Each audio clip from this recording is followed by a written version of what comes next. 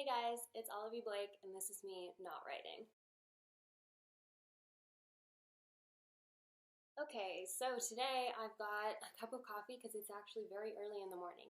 But if not now, when? Got my emotional support dagger. I told people it was perfectly fine to ask me questions about sex, and it is. So that's what today's topic is going to be. I guess I just want to say, first of all, that everything that was asked was like pretty normal and actually pretty similar to I think a lot of people are kind of like nervous about what they were asking, but then a lot of other people asked similar questions. So I guess my real conclusion here is just that it's the overarching theme here is that it's okay to have these sorts of questions. A lot of women do. And sex is a huge part of our lives. It is okay to admit that. It's perfectly okay to admit that you like it and that you want to have it. There's nothing wrong with that. But this is more about things that we should feel comfortable with talking to each other about, but of course we don't, because not enough people do. I will also credit Mr. Blake with, so Mr. Blake has become very enamored with the idea that I am like some kind of Dr. Ruth. I don't know who Dr. Ruth is really. I guess she used to answer sex questions, but she's like an old lady. And he's like, I'm really, really excited to like help you in your career as Dr. Ruth. And I was like, are you excited enough to try sex toys and stuff? And he was like, yeah, let's do it. So it was very funny. We did try one this week. I kind of like banned words on YouTube. I don't know, hopefully not. So we got one of, I've mentioned that Bellesa, Bellesa, is what I've recommended for porn because it's owned and managed and all the contributors are women. So it's kind of a comfortable place. It's made for women by women, which is great. They also make sex toys. They're expensive because they're kind of like top of the line, like they're rechargeable, they can be submerged in water. There's 7 vibration settings on the cock ring that I got. Which if you're wondering what that is, it is basically exactly what it sounds like. It's this like silicone thing that goes around, sits down there at the base. The intention is that the vibration will, do you remember how last time I talked about the L train, which is above ground, and the tube, which is underground? The vibration part is for the L track. That's what it's for. I will credit Mr. Blake that endurance is not a problem for him. He's fine. But if you're with a partner who kind of struggles to last, this would help because this really makes everything last longer, and it's so tightly around the base that sensations are somewhat restricted. So it does make things last longer if that's something that you're looking for. When we first kind of foreplay is very important. So when we were in the foreplay stages, I was like, are you cool? Like what's going on? Like, are you excited? Are you a little scared? Like, what's happening? And he looked very terrified, but he was like, no, I'm fine. So anyway, it's important to have a partner that you feel comfortable experimenting with.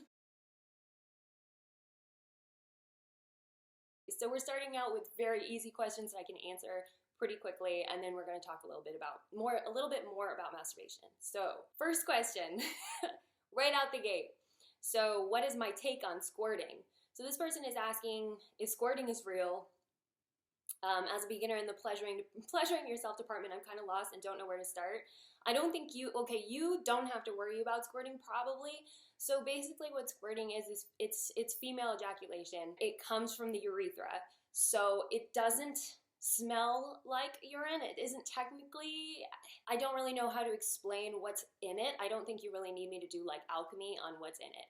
But it comes from the urethra, and I think scientifically they say that most women do have some form of ejaculation, but sometimes it just like reverses and goes into the bladder, which is why most women don't notice. So in terms of the sensation of what's happening when you squirt, I don't love this word, but I'm going to keep saying it anyway because I have to. So it happens to women sometimes, not all the time. It doesn't really mean anything. It sometimes doesn't even happen when you orgasm. It doesn't need to happen when you orgasm. It just is, like men, for example, they ejaculate obviously when they orgasm, but they also have a little bit of pre-ejaculate sometimes. So sometimes that's what squirting is for women. I know that it is a lot. For my friends that it has happened to, it has been very startling for them. I've also noticed that it tends to if it's going to happen, it tends to happen more during oral. And I know that for them, it is basically like a colorless, odorless liquid that's like gushing out of them. So they have described it to me as feeling like they're peeing during sex, which is technically what they're doing. It's just not urine that's coming out, or not like, you know, not full-blown urine that's coming out. But if you're like just getting out there in the sex and masturbation experience, squirting should not be like at the top of your concerns, really. I mean, especially not if you're masturbating and it happens, then like, okay, then you know what happens, and maybe put a towel down. I don't know. But you know, when it happens with sex, for some reason men feel very proud of themselves when this happens. It literally means nothing, but I think psychologically they think like, oh my god, I've done this amazing thing. So if it happens to you, there's no reason to be embarrassed about it. I have been reassured. My one friend who was telling me about this very adamantly was like, it did not smell like pee. And I was like, well, okay, that's cool. In all the stories I've heard of it happening to people, both men and women, or like, you know, men describing it to me because they're like, oh my god, I made a girl squirt and this is what happened. They love it. I don't know why. They just love it for some reason. It doesn't mean anything. They love it. They just describe it as like a whole lot of liquid, but it's like water. Okay. Another curiosity thing. Is it true that guys have a harder time getting turned on when they're high or drunk? Yes, absolutely. And this is because of blood flow. The blood has to flow to the penis in order to make it erect. For a man, arousal is very easy to see. And that can't happen when, first of all, if you're drinking or smoking or whatever, your blood is thin, so that's not going to happen as easily. Also, you're literally ingesting poison, so your body is trying really hard to like deal with the poison that's coming, and it can't. It's essentially like being overloaded with things going on. So that's why your dude probably either won't be able to get hard or won't be able to stay hard if he is high or drunk. That's definitely science. This is gonna be sciencey. I love this. I love this so much. It has honestly worried me since the first time I heard about it. My biology professor told us that some people mistake their urethra, so the urethra is where the urine comes out, for the actual vagina opening, and obviously it's painful, not in a good way. When that happens, read about it and seen pictures, but exploring that area has always made me apprehensive because what if I get it wrong? You won't get it wrong. I mean, technically, I have been in the position where a guy's done something wrong, but you can feel that it's wrong. Like you're like, whatever, wherever you are right now is painful. I think also at the time his nails were too long. Oh, it was really painful. Anyway, yeah. Like keep track of a dude's hands. Make sure they're like, you know, guitarists are always very questionable because they keep their fingernails long. So, you know, in order to like, this is just anecdotal information. Be careful with guitarists when they're down there. But it's really not that easy a mistake to make. You can't like shove something up the urethra opening. It's not big enough for that. So you wouldn't, it's not like you would accidentally have sex. Like a penis would never do that. I think you could like scratch it probably, but this isn't something you should be actively worried about. If something hurts, then stop what you're doing and adjust. But I don't think you're not going to like damage yourself. I think there are going to be a lot of women who are like, you can't make that mistake. And to be honest, I don't know how you would make that mistake. All I can tell you is that I definitely have been in the position where I'm like, I think this guy is not where he should be, but I couldn't explain why that was happening. So the only reason I'm not saying straight up you can't do that and you're fine, it's not a mistake you can make, I think maybe you can, but just correct, just adjust. It's not something you can damage. It's not something where you can just all of a sudden there's a penis in your urethra. It is not big enough for that. So don't worry about it, I guess. You seem to have a little bit, you seem to have a lot of anxiety about it, and you shouldn't. This does not merit anxiety. Not that anything, I know anxiety is not like a logical thing, and very few things technically merit anxiety, but this one, not at all. This is kind of like the squirting question, where it's like, I mean, maybe it could happen, but don't worry about it. I don't know if you remember the ask about being a virgin and not doing anything down there aside from a clitoral approach, so the L train. And recently I've talked myself into going a step further. I'm slightly apprehensive because I opened up to my friend about it and she said it's painful by yourself. I want you to know what bullshit this is by watching my face and hearing my voice when I say this. She said it's painful by yourself and a lot easier with a partner. Are you kidding me? Someone said this? Okay, absolutely not true. It is not. How could it be more painful by yourself? How is it possible that you could injure yourself more than a dude who doesn't know what he's doing? Absolutely untrue. Honestly, I think all your friend is doing is normalize. I wrote this down. I said, your friend is normalizing the idea that a woman's pleasure is only okay if she's pleasuring a man. And that's just the truth of it. You are going to run into a lot of women who perpetuate these myths because they don't really want you to be masturbating. Because the idea that you could be enjoying yourself by yourself and not, if a man doesn't orgasm, then my God, I'm running away with myself. Let me take a sip of coffee and relax, she said, ironically. You are not going to hurt yourself. It's not going to happen. If something hurts, what are you going to do? Keep doing it? No, we all understand how pain works. If something hurts, then stop. That is obviously much harder with a partner. It's never going to be easier with a partner. It's never going to feel better because someone else is doing it. That's not true. You are always going to adjust to your own expectations and your own personal tastes. Her interest in wanting you to want a man to do it, or a partner to do it, is... I think I said when you first asked me, because I do remember this, that it sounded to me like maybe there's a religion aspect, or maybe there's some sort of cultural opposition to, because the idea of, I believe you said you were kind of afraid that it was, your virginity maybe was important to you. I'm sorry, I don't remember exactly, but, which is something I understand because I felt the same way until I was like, by virginity, this never was important to me really to begin with. I just kind of led myself to believe it mattered because that's what the people around me reinforced. So that's what I think is happening here. I think you have a friend who's really bought into something that just can't possibly be true. I mean, if you really think about it, no matter how experienced a guy is, he's never going to know your body better than you could know it. Not every woman has the same body. So a guy could have had sex with a million different women and still hurt you because he doesn't technically know what's going on with you. And if you don't know either, the only way you could tell him to do it better is to correct him. But if you could correct him, then you could correct yourself. So anyway, I kind of went somewhere else with that, but that was a very frustrating thing to read because this is exactly what happens. This is when we tell our girlfriends about stuff and they give us these weird myths. It's just, I just don't know how these things perpetuate. Okay, where's my phone? I'm glad you were able to open up to someone about it, but that's a weird take. That's a really weird take. So definitely don't forget to think for yourself because that one just didn't really even make sense. I've been talking about this for too long. This has clearly bothered me. It's just, honestly, it turns out I can't stop.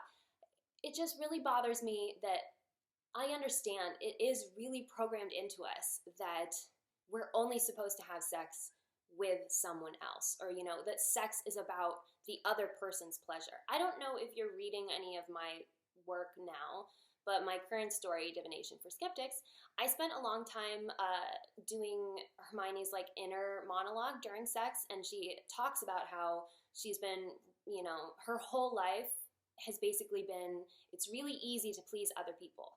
As women, we are taught how to please other people. Not just men, but just in general. We're supposed to see other people's needs. We're supposed to preempt their needs. People aren't supposed to need anything because we're supposed to have thought of it already. And with sex, that's definitely a thing. People always act like we should learn only to be good enough at sex that the man is happy. And then he won't leave us or something. But it's kind of an outrageous attitude that sex is only for the other person. Why shouldn't you enjoy it? If he gets to enjoy it, if it gets to be about him to some extent, then why doesn't it get to be about you? That wasn't what you asked, but it's just other things. Okay, so I got a lot of questions about vibrators. So I think I might read a lot of them together. So this one, I'm turning a milestone this year in terms of age, and I want to get myself a toy, but it's so overwhelming for a beginner that I was hoping you had some suggestions in the vibrator department. So I went to Bellesa because I trust them, because I know that they're operated by women, and I'm not really worried about getting I just constantly worry about companies that are owned and operated by men. When it comes to a woman's pleasure, they're always very questionable to me. So I went to them. Their vibrators, I think, are probably more expensive than something you could find on Amazon, but they're very good quality, and I know I know what the company stands for, and I appreciate that. They have sales sometimes. They also have this hilarious BFF deal where if you buy two, it's cheaper. One for your friend. It's cute. I also can assure you that it comes in a very discreet box. When it showed up, I was like, what even is this? And they also have toys as well for your partner. And so, like I said, these aren't like single-use things. You can get like a $5 cock ring that you use one time, and it's battery operated and whatever.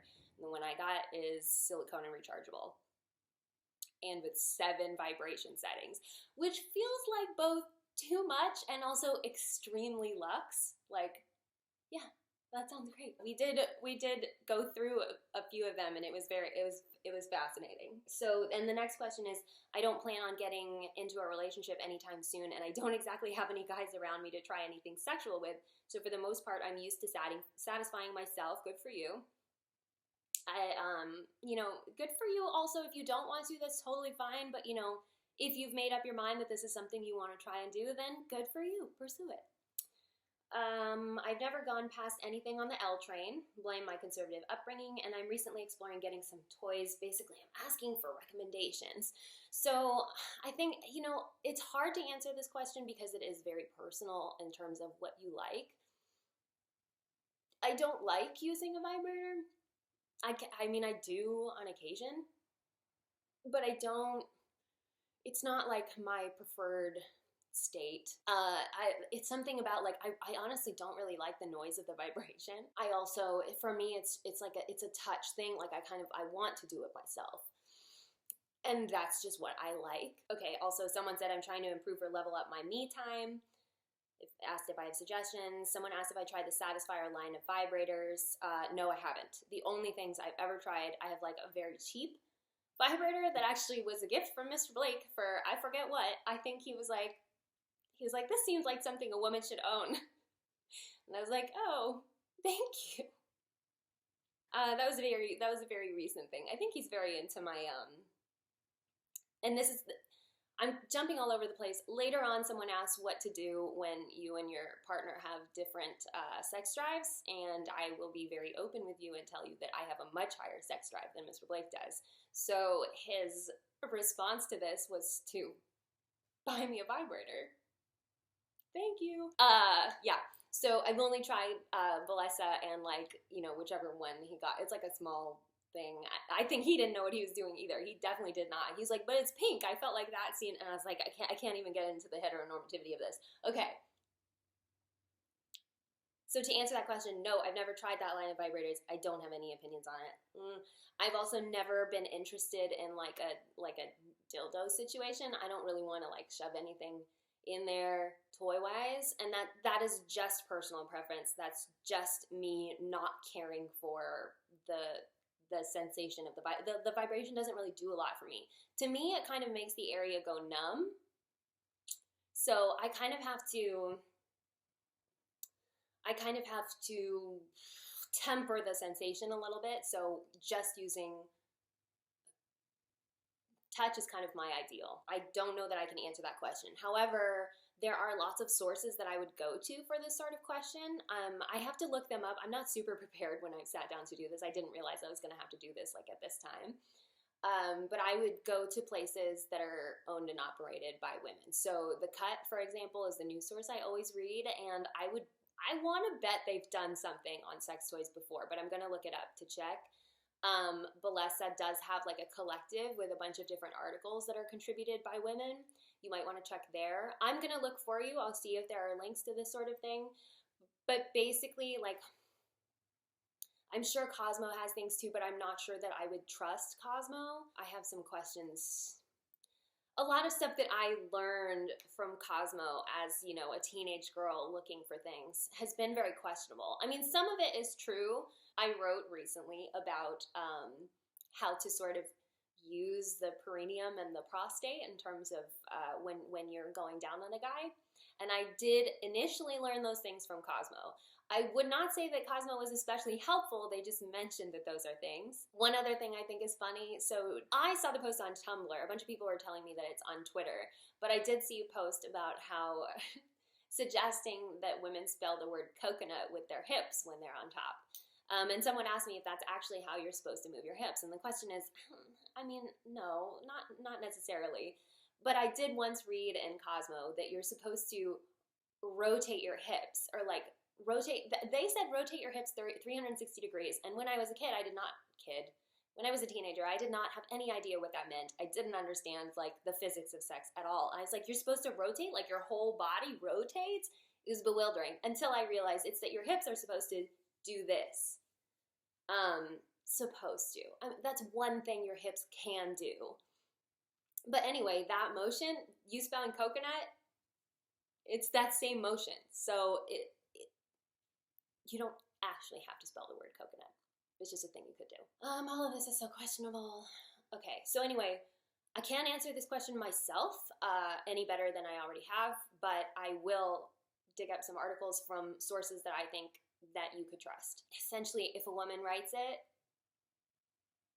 I trust it a little bit more. Definitely look for the source and who owns the company that's printing it or advertising it. Okay, well, we've already been here for a while. Next are relationships and like flirting questions. Okay, so here's the question that I already foreshadowed. How would you deal with discrepancy in sex drives between a couple? As a woman, I feel like an oddity for having a higher libido than my husband. I can't be the only one with this problem. You're not.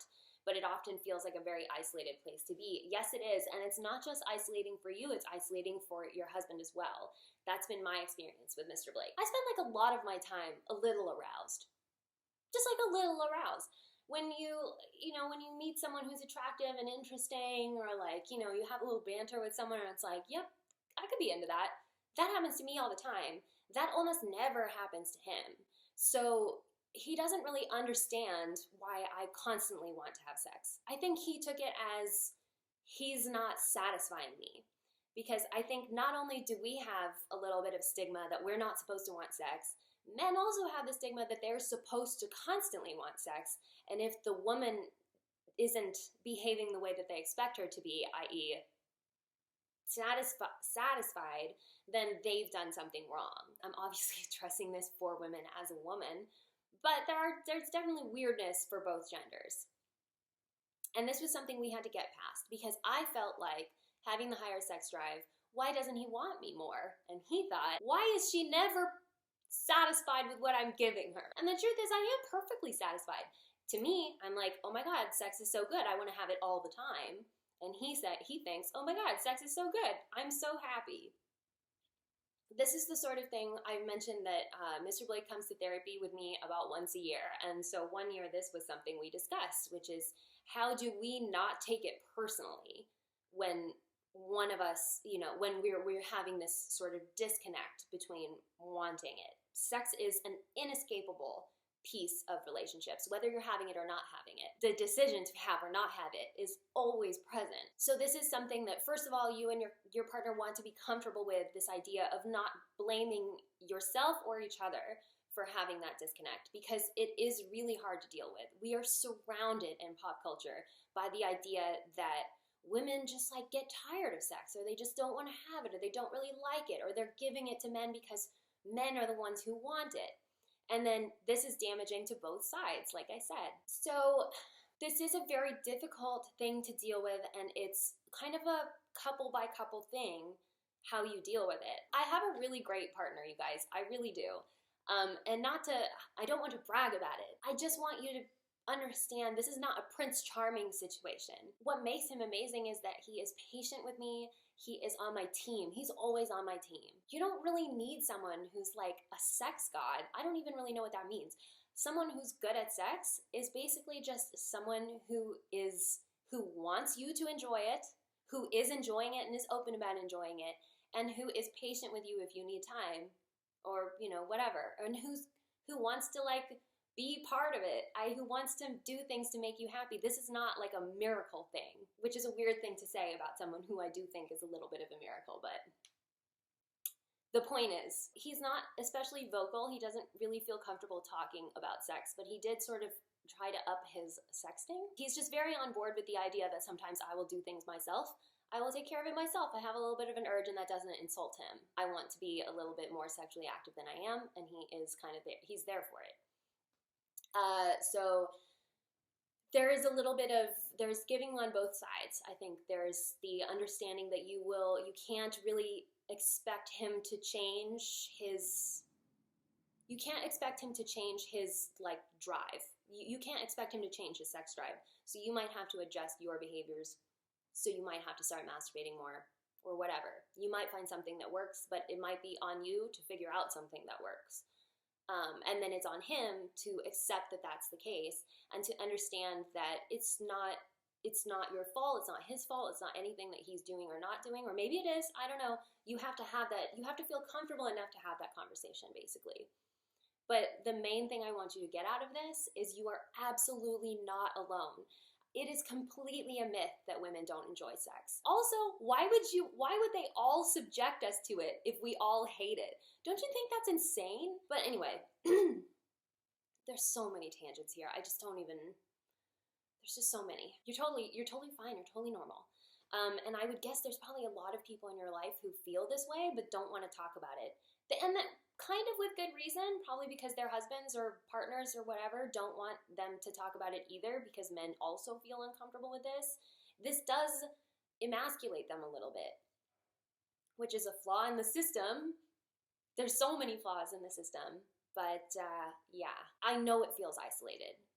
But don't isolate yourself any more than you have to. At least talk to your partner about it. And, you know, it can help to just have, honestly, like 1 or 2 guided sessions with a therapist. If you just want to have like a safe place to talk about this, things are less likely to turn into a fight if there's a mediator. That can sometimes help, to have someone to literally coach you through a conversation so that you guys don't take shots at each other. Because you don't want this to be a fight that you have a lot. Mr. Blake and I used to fight about this a lot, because we were both operating on this fundamental misunderstanding about what we were or weren't giving each other. Things have gotten a lot better now that we've just embraced the fact that things weren't what we thought they were, but now we know how to deal with it. How do you become good at sex? I've noticed that your characters are often confident when it comes to this, or will even state it outright. Is it just about knowing what you like and how to get there? Kinda, yeah. Okay, so in Seductress, which if you didn't read Seductress, you still really should, some university polled all of their female students and asked them about their sexual activity.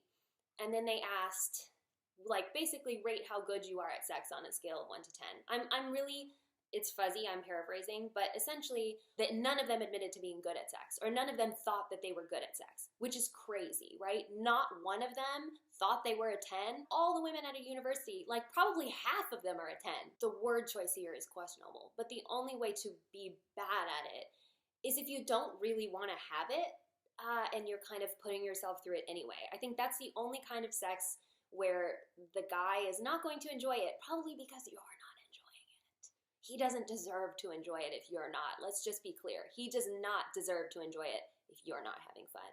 It's weird for me to say things like what men want, because I don't obviously know what all men want. But I think that in terms of being good at sex, what men want is a woman who is actively participating in the sex. She wants it to be good, he wants it to be good. They are on the same team. I'm gonna say this a lot. When I have my characters say, oh, I'm good at this, it's because I don't who even knows if they're good or not? Like, this person mentioned Pansy in the Commoner's Guide.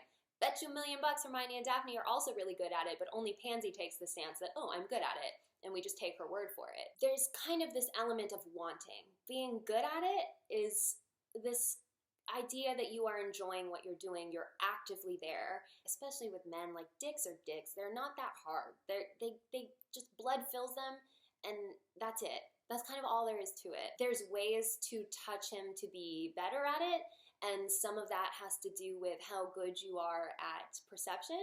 I think if you are good at sex, you probably can tell, like, oh, I've done this thing and I can see that he likes it because of XYZ reason. So I'm going to keep doing this thing or keep trying things until I see that he is responding positively. Being good at anything is getting good results and then knowing how to consistently get good results. But it just really, it has so much to do with your attitude, which is I think why there's so much of a flaw in like, the learning curve for women is so steep because supposedly men want virgins, but they also want a woman who knows what she's doing, which is crazy because how could you be both? You can't. And don't take this as some sort of idea that you should like learn all this on your own. You should learn this with a partner. You should learn how sex is good by being with someone, if you choose, who is part of the process with you. If you can tell him what else you like better, that's kind of the line of separation between being good at it and being sort of just there. But it's definitely not something where like you know sexual trivia. I don't know, the attitude going into it of like, we're both gonna have a great time here. And we're gonna do whatever it takes to make sure we both have a great time. Sex things. How do you reference your partner's male genitalia during sex without feeling awkward? Oh, I love this. Cock always feels too porn star and inauthentic. Dick sounds a bit rude. Penis is very clinical and sterile. This also applies to general dirty talk.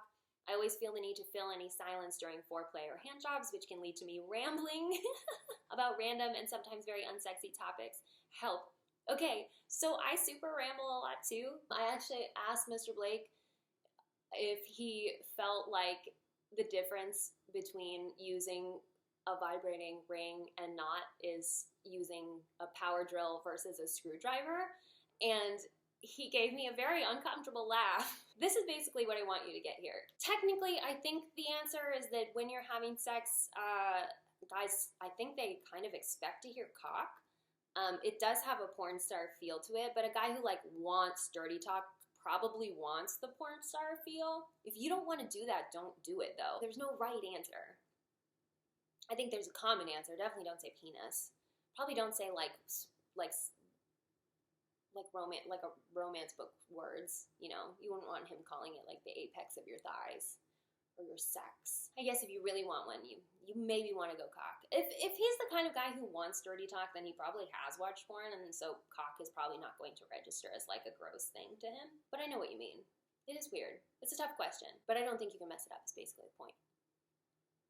I also wrote down, why do we worry what the men think so much when we would forgive them almost anything in bed?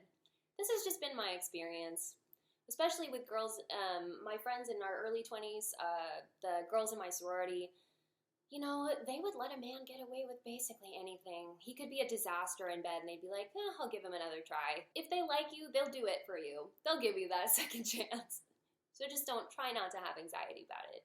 If it's someone who makes you feel anxious, then time to find a new partner, or tell your partner that they're not helping you. They're not helping you have a good time if they're making you anxious. That's just a fact. So how do I give off I'm interested vibes without being too obvious and risking rejection? First of all, you always risk rejection. So let's just remove that. But in terms of how to do it without being too obvious, okay. So with men, it's about touch. And with women, it's about eye contact. Let me try and break this down. Because technically you could use both for either, but I think with men, little touches register more. They're not super geniuses sometimes. So just human beings register touch as the most sensitive. I wrote this into a story one time.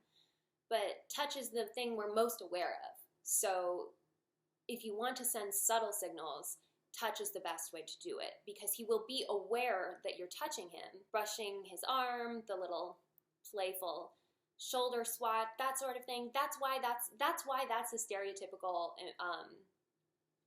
depiction of men and women flirting, is because that does register to them. Or like if your knee is touching his knee, he knows and you both know this is happening. So that is helpful. You could do it with women, but women are more comfortable with touch in general, so that might not give you as much information if you're flirting with a woman. I have noticed with women, extended eye contact is going to do it. So if you're looking at her and you don't drop your eyes, she will probably get the idea. If she's not interested, it will make her uncomfortable. If she's uncomfortable, she will lean away. She will make excuses. That's when you know, stop staring at her. But I have definitely noticed that with women, it's going to be like a full body, like eye fuck. they're gonna do that. They know, like, they've been holding your eye for a long time. That's pretty much how you know. Men will sometimes do that if they're like more advanced. That's one way to tell. That is kind of one way to ask a question if you feel comfortable doing that, because obviously there is a big difference between flirtatious eye contact and like serial killer eye contact. So you do have to feel a little bit comfortable. You kind of have to have that flirting reflex of when to look away. Holding someone's gaze for just a little too long is a great way to ask a question and receive an answer without saying anything, but you have to feel comfortable with it. The female experience. So little of it can be taught. I know you don't want to be rejected, but it is okay to be the person who suggests it, or the person who, if you're in that sort of situation, who kind of makes the first move. You don't need to be uncomfortable about being that person. Granted, this could be a little further down the line from what you're asking. It sounds like you're asking sort of the initial stages of how can I tell if they're interested.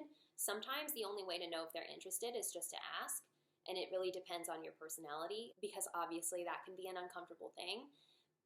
But part of that is accepting that sometimes the answer will be no. Yeah, there's no foolproof way to do this. There's no like 100% this is always going to work, because there's nothing that's going to work on everyone. People are different. But that's also because you can't just have sex with everyone. You can't have great sex with everyone. You can have great sex with people who you feel comfortable with and who feel comfortable with you. Essentially, that's where we're at. That if it's the right person, if it's someone who is going to be on your team for this whole process, who understands you and, is kind of like on your wavelength, someone who gets your vibe, you don't really have to worry so much. You want to find that person who doesn't make you worry so much. It's going to make the sex better for both of you, if you can feel like you are comfortable with them, obviously. I'm sorry, I'm just repeating myself. I hope this is being helpful. I hope any of this is helpful. Oh, I say this all the time. The female experience is just a constant apology. Okay, so and then this one is not so much a question, but I think it was part of someone else's question, but I don't know where it goes. So thanks for not making girls who like sex or pleasuring themselves feel weird. I feel so validated when you said you enjoyed it a lot. Good. I don't think it's that uncommon. I don't think it's uncommon at all. I think it should be more common. If you don't like sex, don't have it, that seems like a hard stance. But I think what I've noticed from women, oh, my leg is asleep, / girls who read my stories is they're kind of waiting for, everyone's sort of in this sleeping beauty state where they're waiting for that sex god Prince Charming to wake them and make them like sex. I've noticed that a lot of people really like when that's what happens to Hermione, specifically. That she just kind of like wakes up and is like, oh my god, sex is amazing, because of her partner. And sometimes, yes, that does happen. But do you really want to wait around forever? No. So, hopefully no. Or maybe not. I don't know. This is tough. There are many reasons why women would feel one way or another about sex, and I don't want to judge you for however you feel about it. But I do think it is not necessary to wait for your white knight to come find you and prove to you that sex is good. This is the rule I told my sister. If you're not having orgasms during sex, then don't have sex with that partner. And I told her that as a rule to keep her away from guys who aren't really making the effort. So it's a generalized rule. It doesn't work for every situation, but it works for a lot of them. That if he isn't taking the time to make sure you're having a good time, then do not sleep with him again. And what was I saying about this? Oh yeah, just that you should like it. It should be fun for you. If it's not fun for you, then get out of there, whatever that situation is. However you want to approach your sex life, it's normal. However you want to do it, whoever you want to do it with, whatever sort of lifestyle when it comes to sex you want to have, whatever that is, it's normal, and you can have it. Assuming that no one is getting hurt. Obviously there are caveats. Please tell me you know there are caveats. Okay, the point is, you're not isolated, you're not weird. Everything here, everything that was asked, and I'm sure any other curiosities you have, it is normal. It's okay to feel that way. You're not alone. We're all here together. We're having a great time. Hopefully we learned something, she says, female lead.